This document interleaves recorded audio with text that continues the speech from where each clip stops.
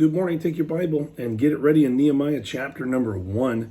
Nehemiah chapter number 1, and we're going to look at the right response to difficult, tragic, or terrible times. Nehemiah, I don't know if you realize that the book of Nehemiah was written in probably some of the most difficult times of the captivity of God's people as they were returning back to Jerusalem. I mean, it sounds like, oh great, they're getting released, they're going back, but the cities were rough and the circumstances were terrible. And Nehemiah has a specific response that I think is really fitting. It might even be fitting for the day that we live in and the circumstances that maybe you've experienced recently or getting ready to experience, unfortunately.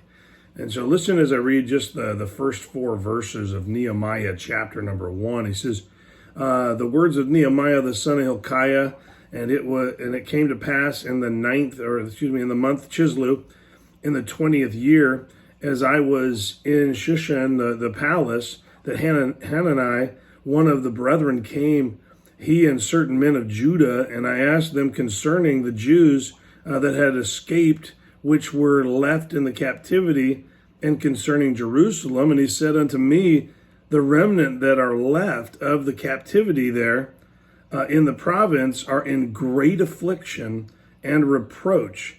The wall of Jerusalem also is broken down, and the gates thereof are burned with fire. And so obviously this is a very terrible report. Ezra had gone back with a contingent to rebuild the temple, and now Nehemiah is being approached years later about the circumstances that surround what's happening there. And obviously rebuilding the temple didn't make everything else go away. It just made the temple there. And so they're in a bad way. The people are being persecuted. The times are rough. There's no city fortification or protection. And so they're really just surviving at best. And this is how Nehemiah responds to this terrible news about his country, friends of his probably. Verse number 4, it says, and it came to pass when he had heard these words that I sat down, and I heard these words that I sat down and wept and mourned certain days and fasted and prayed before the God of heaven. I'm going to stop right there.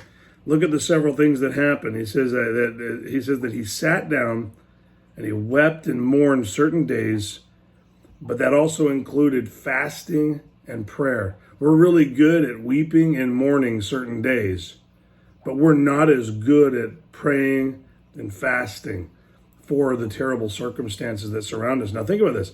It wasn't even Nehemiah's personal pain. It was pain of others that caused him to mourn and to weep and then to fast and pray. And so he said, God, I don't know what to do here, so I'm going to tell you that I'm serious, that I want to see something different happen.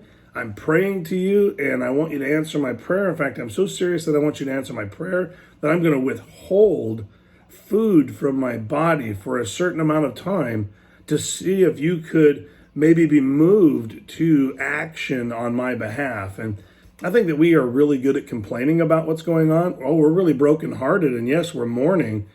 But I don't think very many people are taking the time to pray and fast. And I want to encourage you right now, our nation could use some prayer and some fasting. Our churches could use some prayer and fasting. Our families could use some prayer and fasting on those that hear the news and are moved with weeping and mourning. And maybe you don't actually cry out publicly with tears, but on the inside you're brokenhearted about it. Well, why not take it to the next level and not just be brokenhearted about it, but go before the Lord in a very tangible and very serious way and ask the Lord to do something different. Ask the Lord to intervene. Ask the Lord to change the circumstances of the situation.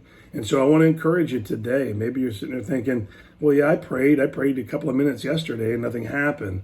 Well, maybe it's time for you to pray for certain days and fast for certain days and ask the Lord to change something for you or for others. Let me say this, that right now is the time for men and women to pray and fast. Let's get busy about doing the things that move God. And one of the things is fasting. Another is praying. Have a great day.